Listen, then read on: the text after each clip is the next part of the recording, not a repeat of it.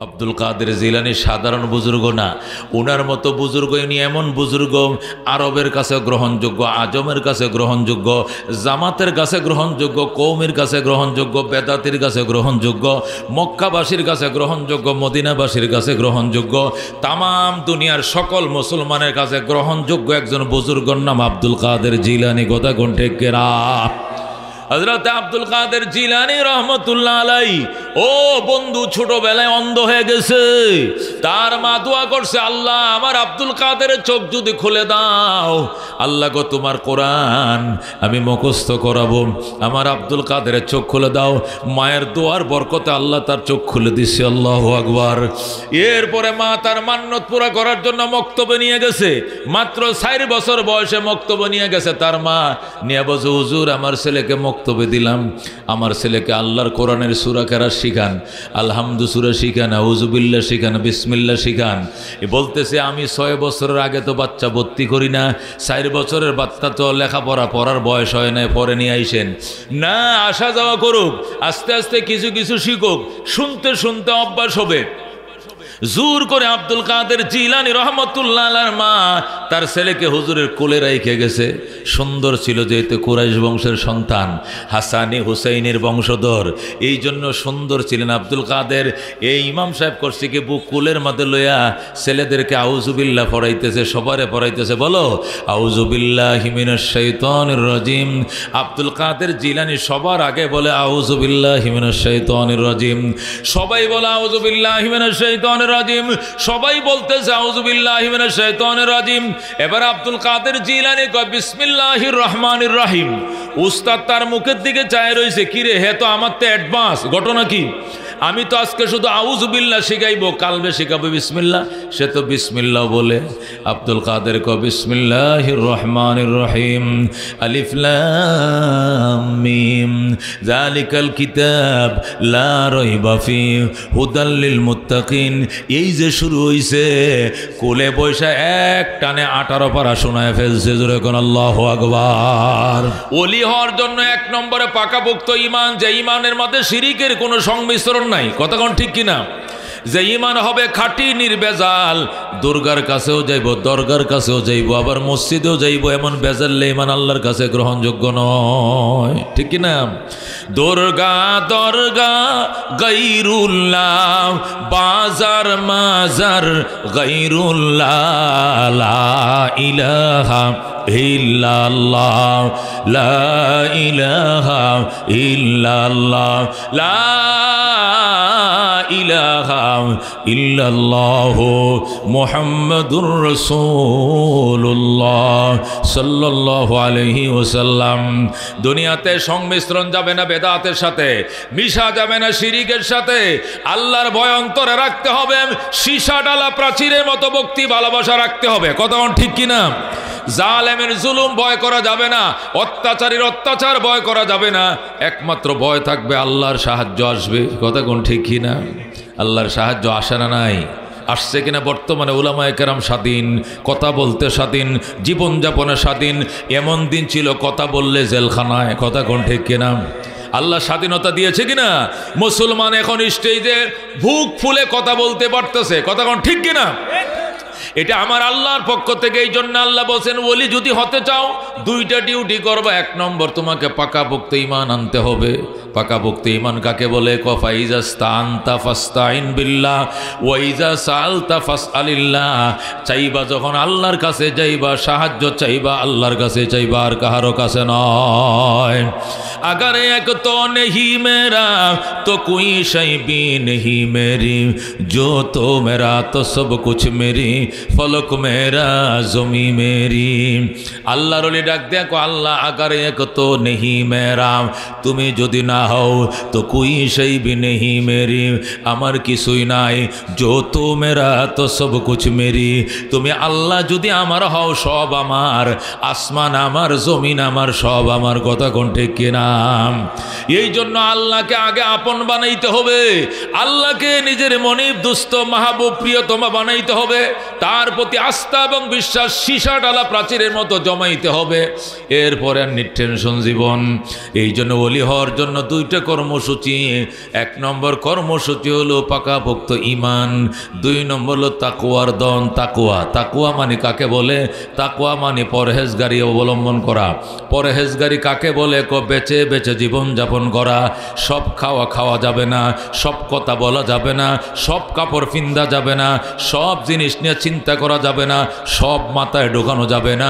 বেছে বেছে জীবন যাপনকে বলা হয় পরহেজগারের জীবন। জোরে কোন সুবহানাল্লাহ। হযরত ওমর ফারুক রাদিয়াল্লাহু তাআলা আনহু সামনে আইসা এক সাহাবী ডাক দেয়া কয়, ও আমিরুল মুমিনিন, তাকওয়া কাকে বলে? তাকওয়া কাকে বলে? ওমর বলে, বেছে বেছে জীবন যাপন করা, সেপে সেপে জীবন যাপন করা। খলিফাতুল মুমিনিনকে প্রশ্ন করা হলো, এটা কীভাবে উদাহরণ দেন? তখন হযরত ওমর বললেন, কাঁটাদার গাছ, মরুভূমির মধ্যে কাঁটা কাঁটাওয়ালা গাছ হয়, ছোটো ছোটো বেগুনের মতো ধরে ফল, ছোট্ট বেগুনের মতো, চুটকি বেগুনের মতো ফল ধরে। ওই কাঁটাওয়ালা গাছের মাঝখান দিয়ে যখন তুমি হাইটে যাও, তখন তুমি কেমনে যাও? এইভাবে চিপে যাও যাতে তোমার গায়ে কাঁটা না লাগে, কাপড়ে কাঁটা না লাগে, শরীরে কাঁটা না লাগে। ওই মানুষটা এই পাশেও কাঁটা, ওই পাশেও কাঁটা, মাঝখান দিয়ে হেঁটে যায়, যেভাবে পরহেজগারির সাথে যায় যেন গায়ে কাঁটা না লাগে। দুনিয়াতেও তুমি এইভাবে চলবা যেন দুনিয়ার কাদা, দুনিয়ার গোনা, দুনিয়ার শিরিক বেদাত তোমার গায়ে না লাগে। দুনিয়াতে চলবা, দুনিয়াতে চলতে হবে, কিন্তু দুনিয়া লাগবে না। নৌকা পানিতে চলে, পানি ছাড়া নৌকা চলে না, কিন্তু এই পানি নৌকার ভিতরে ঢুকে না। কথা কোন ঠিক কিনা? পানি থাকে কই? নৌকার নিচে, ঠিক কিনা? পানি নৌকা বাসে পানির উপরে, যদি ছিদ্র দিয়ে পানি উইটা যায় সাথে সাথে হিচ্ছা ফালাইয়া দেয়। ফালায় কিনা? ফালায় কিনা? তেমন পানি ছাড়া নৌকা চলে না। অত্যন্ত জরুরি। নৌকার জন্য পানি যেরকম জরুরি, দুনিয়াতে থাকলে টাকা পয়সা এরকম জরুরি। তারপরও পানি নৌকার ভিতরে যেন ঢুকতে দাও না, তোমার অন্তরের ভিতরে দুনিয়া ঢুকতে দেওয়া যাবে না। এটাকে বলে তাকওয়া, এটাকে বলে পরহেজগারি। খাওয়ার ক্ষেত্রেও বেছে বেছে, ফিন্দার ক্ষেত্রেও বেছে বেছে, বলার ক্ষেত্রে বেছে বেছে, চলার ক্ষেত্রে বচা বেছে, হালাল হারাম একসাথে খাওয়া, এটাকে পরহেজগারি বলে না। কথা কোন ঠিক কিনা? এ বন্ধু, আউলিয়া কেরাম পরহেজগারি জীবন কিভাবে অবলম্বন করেছেন? আল্লাহ হযরতে হাফেজ মাওলানা মুফতি মুহাদ্দিস বড় পীর মহিউদ্দিন আব্দুল কাদের জিলানী রহমতুল্লাহ আলাইহি, উনি যে বড় পীর হয়েছেন, কেমনে হয়েছেন একটু অনুমান করে দেখো। ওনার আব্বাজানের নাম ছিল শেখ আবু সালেহ মুসা। কি নাম ছিল? আব্দুল কাদের জিলানীর বাবার নাম ছিল শেখ আবু সালেহ মুসা। শেখ আবু সালেহ মুসা পৃথিবীর 300 বিখ্যাত অলির থেকে মারিফত অর্জন করছে। 300, কয়শো? 300 জন বিখ্যাত অলির দরবারে যায় মারিফত শিখছে, শরীয়ত শিখছে, আল্লাহর দন তারা অর্জন করছে। এত কষ্ট করে চিন্তা করেন। আব্দুল কাদের জিলানী রহমতুল্লাহ আলাইহি একদিন গেলেন, যাইয়া রাস্তার কিনারে বসে রয়েছে, আল্লাহু আকবার। খানার অভাবে সে দেওয়ানা হয়ে গেছে, 3 দিনের উপবাস। নদীর ঘাটে যাইয়া গাছের নিচে বইসা, আল্লাহু আকবার, পানির পারে, নদীর পারে বইসা কাঁদতেছে, আল্লাহ খাবারের ব্যবস্থা করো, তুমি ছাড়া অন্য কারো কাছে আমি খাবার চাই না। প্রচণ্ড ক্ষুধা সইতে পারে না। হঠাৎ করে দেখে নদীর পানি দিয়ে সেপ্পল বাইসা যায়। সেপ্পল ওনার জীবনের মধ্যে লেখা আছে, উনি নিজেই লেখছেন, ক্ষুধার জ্বালা সইতে না পেরে পানির থেকে সেপ্পলটা উঠাই আমি খেয়ে ফেলছি। ফলটা খাওয়ার পর যখন আমার ক্ষুধা নিবারণ হলো, তখন আমার হুঁশ ফিরে আইছে, কার ফল খাইলাম, এটা কোন দিক থেকে ভেসে আসলো, না জানি কোন মালিকের ফল পানিতে পড়ছে, নদীতে ভেসে যায়, আমি কেন খাইলাম? আল্লাহ যদি হাসরের ময়দানে এই অন্যের সেপ্পলটা কেন পেটে দিলাম, উদরে দিলাম আমাকে ধরে, তাহলে আমি জবাব দিতে পারবো না। এই জন্য বেচারার ভিতরে পেরেশানি শুরু হয়ে গেল, টেনশন শুরু করলেন। উনি নদীর উজান দেশের দিকে রওনা করলেন। যাইতে যাইতে 4 মাইল গেছে। কয় মাইল? 4 মাইল রাস্তা উজানে যাইয়া দেখে একটা সেপ বাগান নদীর গাছে, নদীর দিকে হেলে রয়েছে কয়েকটা সেপ্পলের গাছ, পাশাপাশি কয়েকটা গাছ, সেপ্পলগুলো ফাঁইকে রয়েছে, টাস টাস করে ফানির উপরে ফল পড়তাছে। ইতিমধ্যে গাছের নিচে যায় আব্দুল কাদের জিলানীর বাবা দাঁড়াইছে। দাঁড়ায় নিশ্চয়ই এই গাছের থেকে ফলটা পড়ে গেছে। এই জন্য আব্দুল কাদের জিলানীর বাবা শাহ আবু সালেহ মুসা বাড়িওয়ালারে খুঁজে বের করলেন। বাড়িওয়ালার নাম আব্দুল্লাহ। শেখ আব্দুল্লাহকে বের করে বললেন, বাবা এ বাগানের মালিক কে? কয় আমি। আপনার বাগান থেকে ফল হয়তো পানিতে পড়ে নদীতে ভেসে যাচ্ছিল, খোদার যাতনা সইতে না পারে আমি একটা ফল মুখে দিয়ে ফেলছিলাম, এই জন্য আপনার কাছে মাপ চায়, দয়া করে ফলের দাবি আমার রাইখেন না। হাসরের ময়দানে দাবি রাখলে আমি কিন্তু রেহাই পাবো না। আব্দুল কাদের জিলানী রহমতুল্লাহ আলাইহির বাপ যখন এই মার্জনা চাইলেন, বাগানের মালিক ডাক দেখো, পাইছি একটা কাস্টমার, আজকে আটকাইতে হবে। আমাদের চোখের সামনে কত ফল চুরি করে নিয়ে যায়, কয়েও নেয় না, জোর করে যদি কয় এই ছেলেরা এই ফল পারিস না, কয় 100 বার পারবো, আপনি কি করবেন? মালিকরে ফাত্তা দেয় না, চোখ রাঙ্গায় কথা কয়। কত মানুষ আমাদের স্যাপল খাইতেছে, কয়াও খায় না, কয়াও খায়, চুরি করেও খায়, অথচ পানিতে পড়ছে একটা ফল, এটা আবার 4 মাইল পানির উপরে ভাইসা চলে গেছে, সেখান থেকে লোকটা উঠায় খাইছে, এর জন্য মাপ চাইতে আইছে। নিশ্চয় ভদ্রলোক, নিশ্চয় ভালো বংশের সন্তান, নিশ্চয় আল্লাহর বংশধর, এই কাস্টমার হাতছাড়া করা যাবে না। পাইছি আজকে ভালো কাস্টমার, আল্লাহ আমার একটা নেককার জি দিছে, এ সারা অন্য কাহারও কাছে আমার মাইয়াটা বিয়ে দিব না। সুবহানাল্লাহ। এ দোস্ত, আব্দুল কাদের জিলানী রহমতুল্লাহ আলাইহির নানা শেখ আব্দুল্লাহ ডাক দিয়া কয়, ভাই আমার গাছের ফলটাই ফরছে, পানিতে বাইশেও গেছে, কিন্তু আপনার কাছে আমি জানতে চাই আমার ফল আপনি খাইলেন কেন? আমি তো ফাইরা খাই নাই, ফরছে পানিতে বাইশা যায়, অসুবিধা কি? আমার ফল বাইশা যাক না ফচ্চা যাক, আমার ব্যাপার, কিন্তু আপনি খাইবেন কি জন্য? আমরা এমন বংশের সন্তান, আমাদের হক যদি কেউ মাইরে খায়, হাসরের ময়দানের আগে আমরা মাফ করার অভ্যাস আমাদের নাই। দিছে আটকায়া, কয় কেন আমার গাছের ফল খাবেন? এই অত বড় অধিকার আপনারা কে দিছে? আমার গাছের ফল খাইবেন কেন? পানিতে পড়ুক, ফচ্চা যাক, ধ্বংস হয়ে যাক, কিন্তু আপনি কেন খাবেন? খাইছি তো ভুল করে ফেলছি, খোদার জ্বালা সইতে পারি নাই, 3 দিনের উপবাস ছিলাম, এই জন্য মাফ করে দাও। সে কয় আমরা মাফ করা জানি না। কয় কেন? আমাদের বংশের অভ্যাস, আমাদের হক যদি কেউ মাইরে খায়, হাসরের ময়দানের জন্য রাইখে দেই, দুনিয়ার জীবনে মাফ করি না।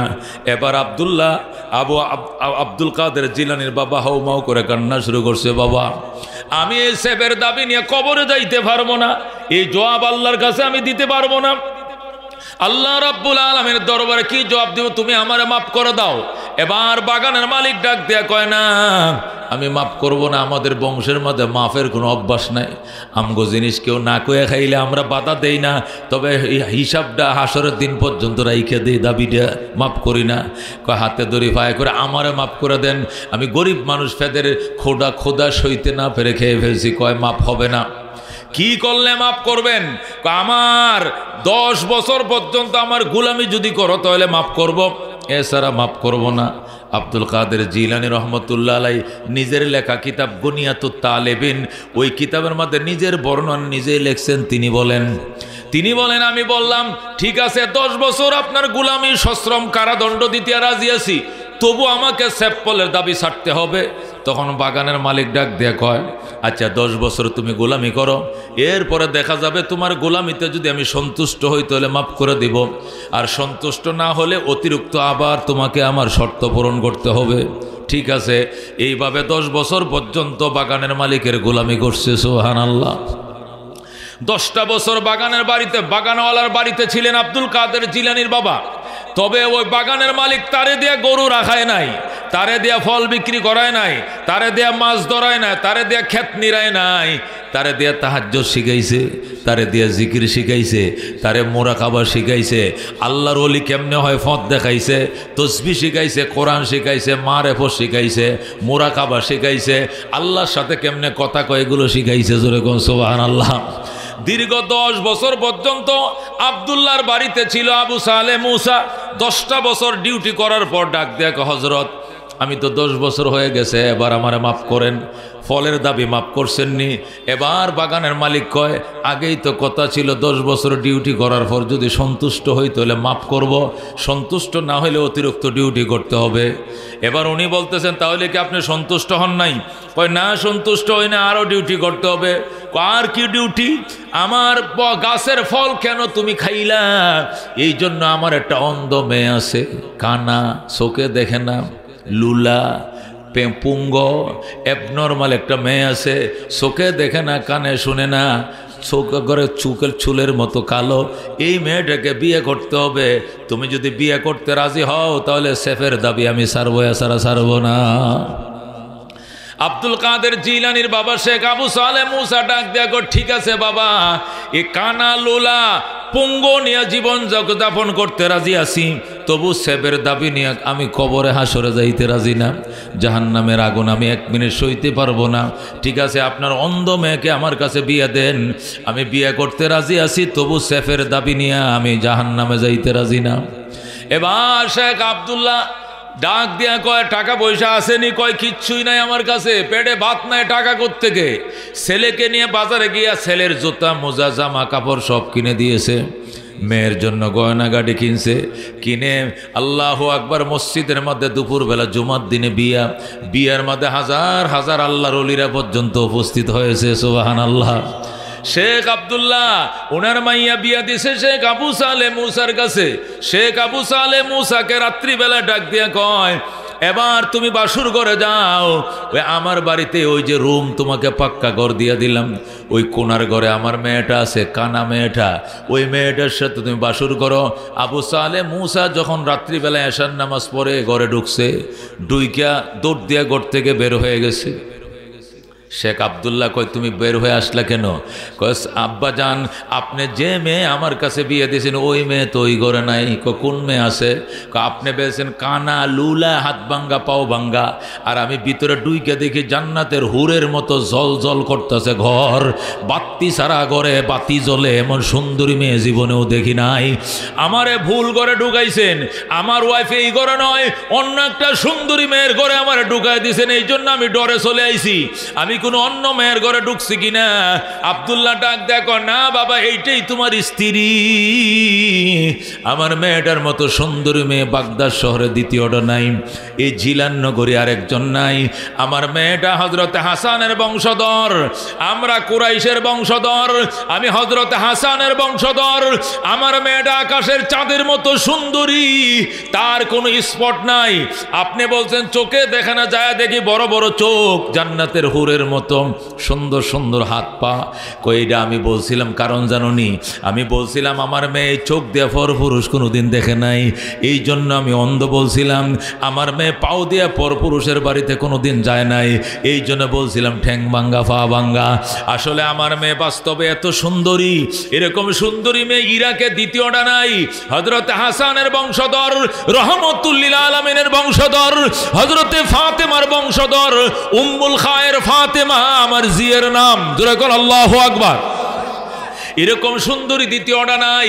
আমার এই দিনদার মেয়েটা 18 পারা কোরআনের হাফেজ, 18টা সিপারা মুখস্থ করছে, বাকি 12টা পারা তুমি বাড়িতে নিয়ে মুখস্থ করাইও। 18টা পারা আমি তারে পড়ায় দিছি, আর 12টা পারা বাকি আছে, এটা তুমি বাড়িতে নিয়ে পড়ায় দিও। আমার মেয়ের মতো একটা মেয়ে জগতে খুঁজে পাইবা না, জোরে আল্লাহু আকবার। শেখ আবু সালেহ মুসা বিরাট খুশি, এমন খুশি, খুশিতে বাগবাগ হয়ে গেছে। হায় আমার ভাগ্য, আমার শাস্তি স্বরূপ মেয়ে বিয়ে দিছে বলছে, অথচ দেখলাম এটা শাস্তি নয়, এটা আমার জন্য নিয়ামত। আল্লাহু আকবার। শেখ আব্দুল্লাহ ডাক দেয়া কয়, জামাই শোনো, আমি 10 বছর যে গোলামি করতে বলছিলাম, গরুরা খাইছিনি তোমারে দিয়ে না, ছাগল চড়াইছিনি না, কলসি দিয়ে পানি আনাইছি নদীর ঘাট থেকে না, বাজারে ফাটাইছি কোনোদিন তোমারে না, তোমারে আমার মেয়ের মতো যোগ্য করার জন্য কোরআনের হাফেজ বানাইছি, আলেম বানাইছি, তওবা শিখাইছি, জিকির শিখাইছি, মারেফত শিখাইছি, মুরাকাবা শিখাইছি, আল্লাহর ওলি হওয়ার জন্য যতটা পথ আমার জানা ছিল সব কটা রাস্তা তোমার দেখাইছি। জোরে কোন আল্লাহু আকবার। আমার মেয়ের জন্য উপযুক্ত স্বামী হিসাবে তোমারে গড়ে তুলেছি, যাও আমার মেয়ে তোমাকে উঠে দিলাম। এই বলে শেখ আব্দুল্লাহ তাইমিরি ও মুসলমান তার মেয়ে উম্মুল ওয়ারা উম্মুল খায়ের ফাতেমাকে ওই শেখ আবু সালেহ মুসার হাতে তুলে দেয়। সেই আবু সালেহ মুসার ঘর থেকে জন্ম নেয় আব্দুল কাদের জিলানী। সুবহানাল্লাহ। হযরত আব্দুল কাদের জিলানীর বাবা ছিল হুসাইনের বংশধর, আর তার নানারা ছিল হাসানের বংশধর। জোরে কোন আল্লাহু আকবার। এই জন্য আব্দুল কাদের জিলানীকে হাসানি ওল হুসাইনি দুইটাই বলা হয়। দুনো দিক থেকে তিনি কুরাইশ, এই বংশ থেকে আল্লাহ বুজুর্গ বানাইছে। আব্দুল কাদের জিলানী সাধারণ বুজুর্গ না, ওনার মতো বুজুর্গ ইনি এমন বুজুর্গ আরবের কাছে গ্রহণযোগ্য, আজমের কাছে গ্রহণযোগ্য, জামাতের কাছে গ্রহণযোগ্য, কওমের কাছে গ্রহণযোগ্য, বেদাতির কাছে গ্রহণযোগ্য, মক্কাবাসীর কাছে গ্রহণযোগ্য, মদিনাবাসীর কাছে গ্রহণযোগ্য, তামাম দুনিয়ার সকল মুসলমানের কাছে গ্রহণযোগ্য একজন বুজুর্গর নাম আব্দুল কাদের জিলানী। কথা কোন ঠিক কেরা? হযরত আব্দুল কাদের জিলানী রহমতুল্লাহ আলাইহি ও বন্ধু ছোটবেলায় অন্ধ হয়ে গেছে, তার মা দোয়া করছে, আল্লাহ আমার আব্দুল কাদেরের চোখ যদি খুলে দাও, আল্লাহ গো তোমার কোরআন আমি মুখস্থ করাবো, আমার আব্দুল কাদেরের চোখ খুলে দাও। মায়ের দোয়ার বরকতে আল্লাহ তার চোখ খুলে দিচ্ছে। আল্লাহু আকবার। এরপরে মা তার মান্নত পুরা করার জন্য মক্তবে নিয়ে গেছে, মাত্র 4 বছর বয়সে মক্তবে নিয়ে গেছে। তার মা নিয়ে বলছে, হুজুর আমার ছেলেকে মক্তবে দিলাম, আমার ছেলেকে আল্লাহর কোরআনের সূরা কেরাত শিখান, আলহামদু সূরা শিখান, আউযুবিল্লাহ শিখান, বিসমিল্লাহ শিখান। বলতেছে আমি 6 বছরের আগে তো বাচ্চা ভর্তি করি না, 4 বছরের বাচ্চা তো লেখাপড়া পড়ার বয়স হয় না, পরে নিয়ে আইসেন না, আসা যাওয়া করুক, আস্তে আস্তে কিছু কিছু শিখুক, শুনতে শুনতে অভ্যাস হবে। জোর করে আব্দুল কাদের জিলানী রহমতুল্লাহ আলাইহির মা তার ছেলেকে হুজুরের কোলে রেখে গেছে। সুন্দর ছিল, যেহেতু কুরাইশ বংশের সন্তান, হাসানি হুসাইনের বংশধর, এই জন্য সুন্দর ছিলেন আব্দুল কাদের। এই ইমাম সাহেব করছে কি বুক কোলের মধ্যে লইয়া ছেলেদেরকে আউযুবিল্লাহ পড়াইতেছে, সবারে পড়াইতেছে, বলো আউযুবিল্লাহি মিনাশ শাইতানির রাজিম। আব্দুল কাদের জিলানী সবার আগে বলে আউযুবিল্লাহি মিনাশ শাইতানির রাজিম, সবাই বলে আউযুবিল্লাহি মিনাশ শাইতানির রাজিম, সবাই বলতেছে আউযুবিল্লাহি মিনাশ শাইতানির রাজিম। এবার আব্দুল কাদের জিলানী কয় বিসমিল্লাহির রহমানির রহিম। উস্তাদ তার মুখের দিকে চায় রইছে, কি রে হে তো আমার তো অ্যাডভান্স, ঘটনা কি? আমি তো আজকে শুধু আউযুবিল্লাহ শিখাইবো, কালবে শিখাবো বিসমিল্লাহ। সে তো বিসমিল্লাহ বলে। আব্দুল কাদের কয় বিসমিল্লাহির রহমানির রহিম, আলিফ লাম মিম যালিকাল কিতাব লা রাইবা ফিহি হুদাল লিল মুত্তাকিন। এই যে শুরু হইছে, কোলে বৈশা এক টানে 18 পারা শোনায় ফেলছে। জোরে কোন আল্লাহু আকবার। আমারে বলছে আউযুবিল্লাহ বিসমিল্লাহ শিক্ষা দেওয়ার জন্য, ছোট বালক আমি রাখতে চাই নাই। এই ছোট শিশুটা আমাকে 18 পারা মুখস্থ শুনাইলো, একটা আয়াতের মধ্যে লোকমা লাগে নাই, পেশ লাগে নাই, রিফ্লাই করা লাগে নাই, বিনা লোকমায় 18 পারা। দৌড়াইয়া গেছে বাচ্চা কোলে নিয়ে মায়ের কাছে, কিরে আব্দুল কাদের জিলানীর মা, এ আব্দুল কাদেরের মা, তোমার ছেলে তো 18 পারার হাফেজ। কে বলছে? আমারে শুনাইছে আগাগোড়া। জোরে আল্লাহু আকবার। আব্দুল কাদের জিলানীর মা ডাক দেয়া, হইতেও পারে, আল্লাহর দরবারে তো অভাব নাই, আমি নিজে 18 পারার হাফেজ ছিলাম। আমি আমার এই সন্তান পেটে নিয়ে 10 মাস 10 দিন পেটে ছিল, এমন কোনো রাত হয় না যে রাত্রে 18 পারা না পড়ে আমি ঘুমাই নাই। আল্লাহু আকবার। প্রতি রাত্রে 18 পারে ঘরে ঘুমাইতাম। হয়তোবা আমার পেটে থাইকা তার আত্মাগুলো আমার তেলাও শুনছে, শুই না সে মুখস্থ করে ফেলাইছে। আল্লাহ কুদরতের মালিক তার সিনার ভিতরে কোরআনটা ঢুকাই দিছে। যারা কোন আল্লাহু আকবার। হযরত মাওলানা শাহ সুফি আব্দুল কাদের জিলানী রহমতুল্লাহ আলাইহি এরপরে 1 সপ্তাহের মধ্যে বাকি 12 পারা মুখস্থ করে নিছে। আল্লাহু আকবার। ফকি ছিলেন, মুহাদ্দিস ছিলেন, মুফাসসির ছিলেন, পীরানে পীর ছিলেন, সমস্ত পীরদের মুরব্বী ছিলেন। আল্লাহু আকবার। হযরত মাওলানা শাহ সুফি আব্দুল কাদের জিলানী রহমতুল্লাহ আলাইহি তাকওয়ার দনের মালিক ছিলেন। শয়তান একদিন আইসে বলতেছে, আব্দুল কাদের আল্লাহ তো তোমার নামাজ মাফ করে দিছে। আব্দুল কাদের জিলানী কয় কেমনে? আল্লাহ বলছে আজকের থেকে তোমার নামাজ পড়া লাগবে না, মাফ। আব্দুল কাদের জিলানী কয় আনতা শয়তান, তুই শয়তান। সাথে সাথে পাথর নিক্ষেপ করছে, আউযুবিল্লাহি মিনাশ শাইতানির রাজিম বলছে, এবং পাথর নিক্ষেপ করছে, সাথে সাথে ফাঁকা অদৃশ্য হয়ে যায়। আব্দুল কাদের জিলানী বলে এটা ছিল শয়তান, সে ফেরেশতার শুরুতে আমার ধোঁকা দিকে আইছে। অথচ নবীর নামাজ মাফ হয় নাই, আবু বকরের নামাজ মাফ হয় নাই, ওমরের নামাজ মাফ হয় নাই, সে আমার কাছে আইছে আমার নামাজ মাফ হইছে বলে ধোঁকা দেওয়ার জন্য। এ বন্ধু, হযরত আব্দুল কাদের জিলানী রহমতুল্লাহ কোরআনের হাফেজ ছিলেন। তিনি আলেম হওয়ার জন্য বাগদাদে যাবেন। ওনার বাড়ি তো জিলান শহরে। জিলান থেকে বাগদাদ প্রায় 400 মাইল। কয়শো মাইল? 600 কিলোমিটার। ওই জিলান শহর থেকে বাগদাদে যাবেন। তখন কেমনে যাবে, এই জন্য তার মা ব্যবসায়ী কাফেলার সাথে দিয়ে দিছে ব্যবসায়ী দুস্তরা, তোমরা তো বাগদাদে যাইবা ব্যবসার জন্য, আমার ছোট ছেলেটাকে নিয়ে যাও, ওই বাগদাদের নেজামিয়া মাদ্রাসায় তুমি ভর্তি করাইবা। বাগদাদে একটা কওমি মাদ্রাসা ছিল, নাম হলো বাদশাহ নিজামউদ্দিন বানাইছিল বাদশাহরা। এই মাদ্রাসা বাদশাহ নিজামউদ্দিন বানাইছিল, বাদশার নাম ছিল নিজামুল মুলুক। ওই বাদশাহ নিজামুল মুলুক ওই মাদ্রাসা বানাইছিল, এই জন্য মাদ্রাসার নাম হলো নিজামি মাদ্রাসা, মাদ্রাসায় নিজামিয়া। এই জন্য কওমি মাদ্রাসাকে দরসে নিজামির মাদ্রাসা বলা হয় ওই মাদ্রাসার দিক থেকে। আবার কওমি মাদ্রাসা বেসরকারি হিসাবে, আবার বেসরকারি হিসাবে এটাকে কওমি মাদ্রাসা বলা হয়। আবার ওইটা মাঝখানে বন্ধ হয়ে যাওয়ার পরে, আবার ব্রিটিশরা চলে যাওয়ার পরে আবার দেওবন্দে আবার নতুন করে ওই মাদ্রাসা রিপ্লাই করার কারণে এটাকে আবার দেওবন্দি মাসারবের মাদ্রাসা বলা হয়। কতক্ষণ ঠিক কিনা? ও দোস্ত, আব্দুল কাদের জিলানী রহমতুল্লাহ আলাইহি ব্যবসায়ী কাফেলার সঙ্গে রওনা করবেন ইলমে দ্বীন শিক্ষা করার জন্য। তিনি বাগদাদে যাবেন, মাদ্রাসার নিজামিয়াতে ভর্তি হবেন। মাদ্রাসার নিজামিয়াতে পৃথিবীর 3 জন সিংহ পুরুষ লেখাপড়া করেছেন, তার মধ্যে একজন হলেন আব্দুল কাদের জিলানী, আরেকজন হইলেন হযরতে হুজ্জাতুল ইসলাম ইমাম গাজালি। জোরে বলুন আল্লাহু আকবার। 3 নম্বরে ফারস্য কবি শেখ সাদি, বলেন আল্লাহু আকবার। পৃথিবীতে 3 জন বিখ্যাত আলেম ছিলেন, 3 জন ওই মাদ্রাসা নিজামিয়া ছাত্র। একজন আব্দুল কাদের জিলানী, উনি বাগদাদের নিজামিয়া ছাত্র। আরেকজন হুজ্জাতুল ইসলাম ইমাম গাজ্জালি রহমতুল্লাহ আলাইহি, উনিও মাদ্রাসা নিজামিয়া ছাত্র। আরেকজন ছিলেন হযরতে শেখ সাদি, ফারস্য কবি শেখ সাদি রহমতুল্লাহ, উনিও ছিলেন মাদ্রাসা নিজামিয়া ছাত্র। বলেন সুবহানাল্লাহ। ও দোস্ত, যে কথাটা বলতেছিলাম, আব্দুল কাদের জিলানী রহমতুল্লাহ আলাইহি ওই নিজামিয়াতে যাবেন লেখাপড়া করার জন্য, কিন্তু তার টাকা পয়সা নাই, তার আব্বা ইতিমধ্যে ইন্তেকাল করেছেন। এই জন্য আব্দুল কাদের জিলানীর মা 40টা দিরহাম তার জামার এই যে বর্ডার আছে, বর্ডারটা সেলাইটা খুলছে, এই বর্ডারের সেলাইটা খুলছে, খুললে দিরহামগুলো ভিতরে ঢুকাইয়া মা আবার সুই দিয়ে সেলাই করে দিয়ে কয়, যা বাবা দিলাম 40টা দিরহাম দিলাম, যাতে হারায়া না যায়, এই জন্য জামার বর্ডারের মধ্যে দিয়া দিলাম। তুমি সত্য কথা বলিও, আল্লাহর উপরে ভরসা করে চলিও, যত বিপদ আসবে তোমাকে ধরাশয়ী করতে পারবে না। যারা এখন আল্লাহু আকবার।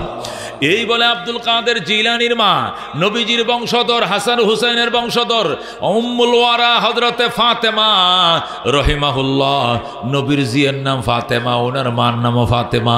হযরতে ফাতেমা উনি করলেন কি, 40টা দিরহাম দিয়ে দিলেন জামার কালারে খাবারের ভিতরে ঢুকাইয়া দিয়ে বললেন, যাও বাবা, 2টা কথা মনে রাখবা। 1 নম্বর কথা হলো আল্লাহর উপরে আস্থা রাখবা, মানুষের উপরে নয়। দেখবা আল্লাহ তোমাকে হেফাজত করবে।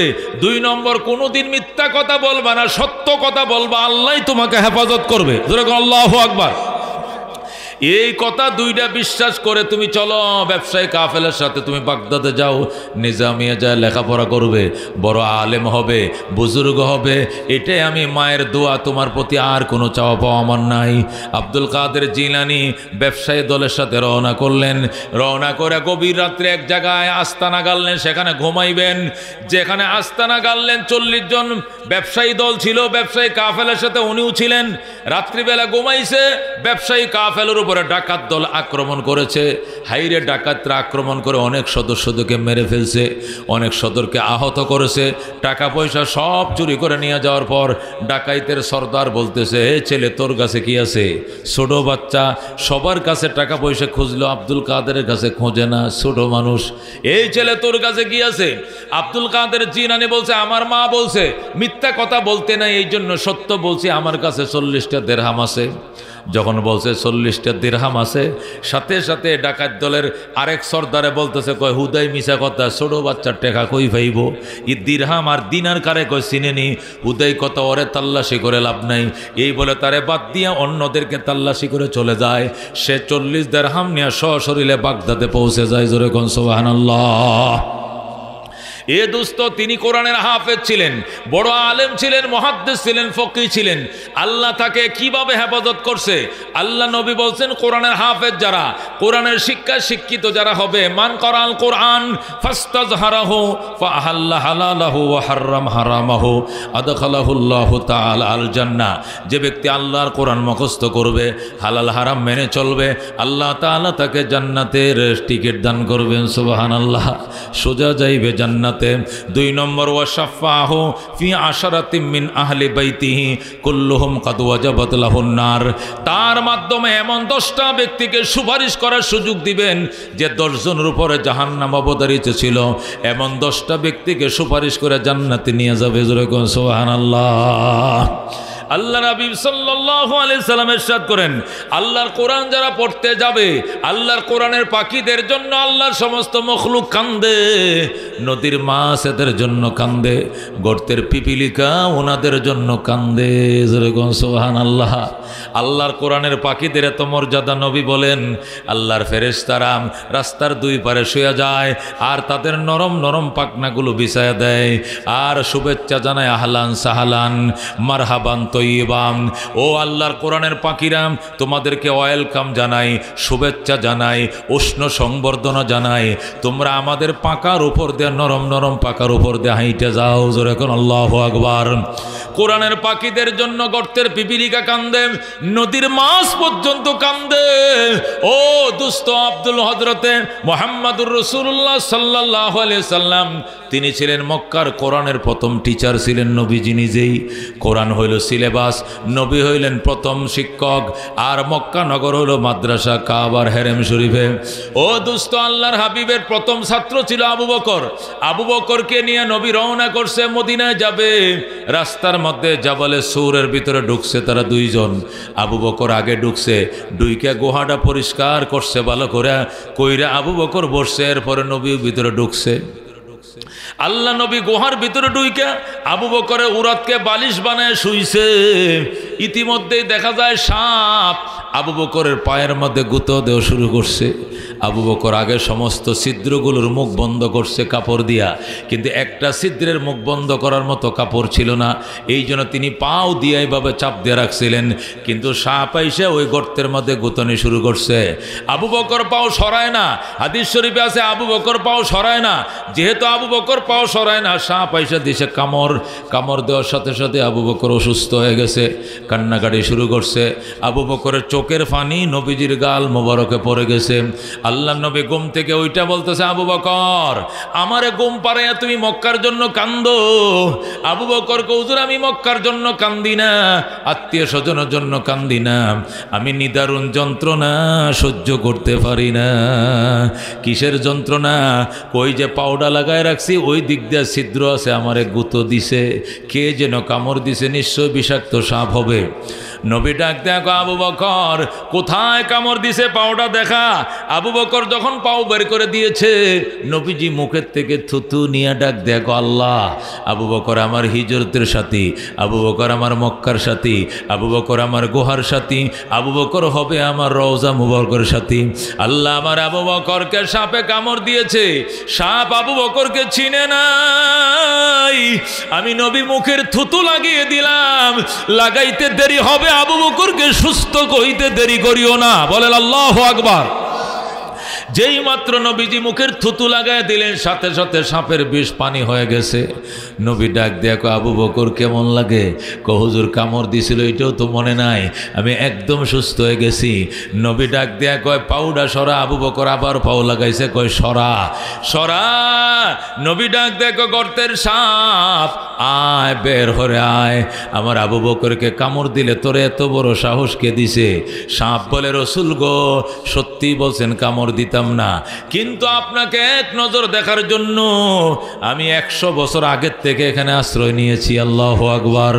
আমি কার মুখে যেন শুনছিলাম রহমতুল্লিল আলামিন মক্কায় আসবেন, হিজরত করে মদিনায় যাবেন, যাওয়ার টাইমে এখানে আশ্রয় নেবেন।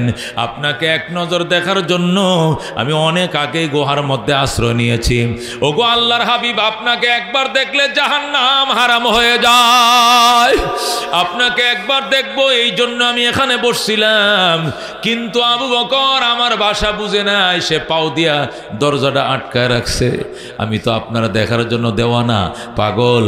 আবু বকরকে বললাম, আবু বকর পাউডা সরা, রহমতুল্লিল আলামিনকে একবার দেখার সুযোগ দে। কিন্তু আবু বকর আমার ভাষা বুঝে নাই, সে আরো শক্ত করে লাগায় রাখছে পাও, এই জন্য আমি কামড় দিয়েছি। নবী ডাক দেয়া কয়, সাপ আমার না দেইকা থাকতা তবু কামড় দিবা কেন? সাপ বলে, ইয়া রাসূলুল্লাহ আল্লাহ সত্যি বলছেন কামড় দিতাম না, কিন্তু কামড় দিয়েছি ওই আশায় আমার কামড়ে যদিও আবু বকর অসুস্থ হয়ে যাবে, কিন্তু যে গুহায় অসুস্থ হবে এই গুহায় পৃথিবী বিখ্যাত ডাক্তার শুয়ে রইছে, রহমতুল্লিল আলামিন বইসে রইছে। আপনার মুখের তুতু লাগায় দিলে আমার মতো লক্ষ লক্ষ সাপের বিষ মুহূর্তে ফানি হয়ে যায়। আল্লাহু আকবার। आदम के लिए फ़ख्र ये अली नसबी है, मक्की मदनी हाशमी ओ मुत्तलबी है, पाकीज़ा तोराश अर्श समा जन्नत फिरदौस आराम गाहे खाक रसूल अरबी है, ऐ ज़ाहिर बैते नबवियत रहे ये बेकायदा जंबिश लब बेअदबी है, आहिस्ता कदम नीची नेगा पुस्ते सदा हो खाबिदा यहाँ रूह रसूल अरबी है, बुझ जाए तेरे चींटों से आए अबरे करम आज, जो आग मेरे सीनों में मुद्दत से लगी है, आए बहार करम सदका हुसैन बिन अली का, पियासा हो मुझे शरबत दीदार पिला दो, जो लोगों के कहलाते हैं सग तेरे गली के, उन लोगों के दफ्तर में मेरा नाम लेखा दो। ज़ुरगुन मरहबा। মুহাসসিরিন কেরাম লেখেন, মুফাসসিরিন কেরাম লেখেন, সাপ যখন আবু বকরকে কামড় দিয়েছে ওই গুহার ভিতরে কোটি কোটি পিপিলিকা আল্লাহর দরবারে সিজদায় পড়ে কান্দে, আল্লাহ আবু বকর কোরআনের প্রথম ছাত্র, তোমার নবী বলছেন কোরআনের পাখিদের জন্য পিপিলিকা কান্দে, এই জন্য গুহার কোটি কোটি পিপিলিকা আপনার দরবারে সিজদায় পড়লাম, আল্লাহ আবু বকর যেন তোমার নবীর ঘুম ভাঙ্গা রাখবে, তার মরণ না হয়, আবু বকরের হায়াত দাও, পিপিলিকার দোয়ার বরকতে নবীর ঘুম ভাঙ্গার আগে আবু বকরের মৃত্যু হয় নাই, নবী যখন মুখের তুতু লাগায় দিছে সাথে সাথে আবু বকর সুস্থ হয়ে যায়। জোরে কোন সুবহানাল্লাহ। আল্লাহ কোরআনের পাখিদের এত মর্যাদা দিয়েছে, উলামায়ে কেরামকে এত শান এবং মান দিয়েছে, ও দুস্থ তোমার ছেলে এমপি হইতে পারে, মন্ত্রী মিনিস্টার হতে পারে, এমপি মন্ত্রী মিনিস্টারের মর্যাদা যতদিন এমপি আছে ততদিন আছে, কিন্তু এটা আলেমের মর্যাদা জান্নাতে ঢোকা পর্যন্ত অক্ষত থাকবে। কথা কোন ঠিক কিনা? আমার দেশের প্রধানমন্ত্রী তাকে 7 স্তরের নিরাপত্তা দেওয়া হইতো, আর্মিরা পাহারা দিত, এসএস ফোর্স ছিল, র্যাব ছিল, বিজিবি ছিল, আনসার ছিল, পুলিশ ছিল, কত কিসিমের নিরাপত্তা কর্মী ছিল, এরপরে যুবলীগ, ছাত্রলীগ, আওয়ামী লীগ, স্বেচ্ছাসেবক লীগ, কত লীগ দিয়ে পাহারা দিছে, কিন্তু যেদিন ক্ষমতাটা হারাইছে 10 মিনিট পরে পাবলিক হয়ে গেছে, এখন কোথায় আছে, কে দেয় পাহারা, কে দেয় সিকিউরিটি, কোনো খবর নাই। এটাই ক্ষমতার মান, ক্ষমতার সম্মান এইটাই, আর এলেমের সম্মান অন্যরকম। কতক্ষণ ঠিক কিনা? আল্লাহ বলেন ইয়ারফাইল্লাহুল্লাযীনা আমানু মিনকুম, ঈমানদারের ঈমানের কারণে তোমাদের সম্মান আমি আল্লাহ বাড়াইছি, ওয়াল্লাযীনা উতুল ইলমা দারাজাত, আর যাদেরকে ইলম দিয়েছি এদের মর্যাদা আমি অসংখ্য গুণ বাড়ায় দিছি। ইলমের মর্যাদা অসংখ্য গুণ। একটা হাক্কানি আলেম একটা প্রেসিডেন্টের চেয়েও দামি, একটা হাক্কানি আলেম একটা প্রধানমন্ত্রীর চেয়েও দামি, একটা হাক্কানি আলেম হাজার হাজার শিকদার, তালুকদার, শিকদার, খান, পাঠান, চৌধুরী, ব্যাপারে, শিল্পপতি, বড় লোকদের চেয়ে একটা আলেমের জামা কাপড় সিরা থাকলেও তার সম্মান বেশি। কথা কোন ঠিক কিনা? কেননা আল্লাহ নবী বলছেন আল উলামা ওয়ারাসাতুল আম্বিয়া, এক একটা আলেম সমস্ত নবীদের ওয়ারিস। বলেন আল্লাহু আকবার। আল ওয়ারাসাতুন নবী বলে নাই, নবীর ওয়ারিস বলে নাই, নবীর বহু বচন আম্বিয়া মানে আম্বিয়াদের ওয়ারিস। উলামায়ে কেরাম সমস্ত নবীদের ওয়ারিস। একটা আলেমের সিনার ভিতরে শুধু আমার নবীর দন আছে এমন নয়, একটা আলেমের সিনার ভিতরে আদমের দন আছে, শীষের দন আছে, নূহের দন আছে, ইউনুসের দন আছে, মুহাম্মদুর রাসূলুল্লাহর দন আছে, মুসা, ঈসা, ইব্রাহিম, ইসমাইল সমস্ত নবীদের দন আলেমের সিনার ভিতরে। কথা কোন ঠিক কিনা? এই জন্য দোস্ত, একটা ছেলেকে আলেম বানাও, হাফেজ বানাও। আজকে ছেলেদেরকে মাথায় পাগড়ি প্রদান উপলক্ষে মাহফিল। একটা ছেলেকে আল্লাহ জান্নাতে পাগড়ি নূরের টুপি পরাইবেন, সেই আদলে দুনিয়াতে আমরা পাগড়ি পরাই নকল হিসাবে, আসল পাগড়ি তো আল্লাহ জান্নাতে দিবেন। কথা কোন ঠিক কিনা? মূল পাগড়ি তো আল্লাহ জান্নাতে দিবেন। যৌহু আহসানু মিন যৌহিশ শামসে, যার আলো, যার জ্যোতি হবে সূর্যের আলোর চেয়েও বেশি। এটা তো আল্লাহ জান্নাতে দিবেন, তার নকল একটা পাগড়ির সিস্টেম দুনিয়াতে আমরা রাখছি। হাফেজ হওয়ার পর, আলেম হওয়ার পর আমাদেরকে পাগড়ি পরায় দিছে আমাদের উস্তাদরা, আমরা আমাদের ছাত্রদেরকে পাগড়ি পরায় দিই। কথা কোন ঠিক কিনা? ওরে দুস্থ শোনো, বাইতুল্লাহ শরীফের, মক্কা শরীফের ইমাম আইনা তোমার জানাজা পড়াইলে তোমার গুনাহ মাফের গ্যারান্টি নাই, কিন্তু তোমার সন্তান যদি তোমার জানাজা পড়ায়, তোমার সন্তান তোমার জানাজা পড়ায় আর বলবে কাতার সোজা করেন, আমার বাবার জানাজা আমি নিজেই পড়াবো, আল্লাহু আকবার বলে কাতার সোজা করে দোয়া শুরু হয়ে যাবে, আল্লাহুম্মা গফিরলি হাইয়িনা ওয়া মাইয়িতিনা ওয়া শাহিদিনা ওয়া গায়িবিনা। যখন শুরু হয়ে যাবে দোয়া, আল্লাহ বলবেন আর কইস না, মাটির উপরে থাকতে তোর বাবার জীবনের গুনাহ মাফ করে দিলাম। জোরে কোন সুবহানাল্লাহ। ও দোস্ত, মাটির উপরে থাকতেই তোমার বাবার জীবনের গুনাহ মাফ। এই জন্য নিজের সন্তান নিজের জানাজা পড়াইবে এমন সন্তানের বাবা কে কে হইতে চাও? হাত বাড়াও, লিল্লাহি তাকবীর। আল্লাহ আমাদের প্রত্যেকটা সন্তানকে হাফেজ আলেম হওয়ার তৌফিক দেব। হে মুসলমান, বর্তমানে এরদোগান তুরস্কের প্রেসিডেন্ট, কোরআনের হাফেজ। অসুবিধা আছে? অসুবিধা আছে? তুরস্কের হাফেজ কি কোন তুরস্কের প্রেসিডেন্ট কি এরদোগান কোরআনের কি?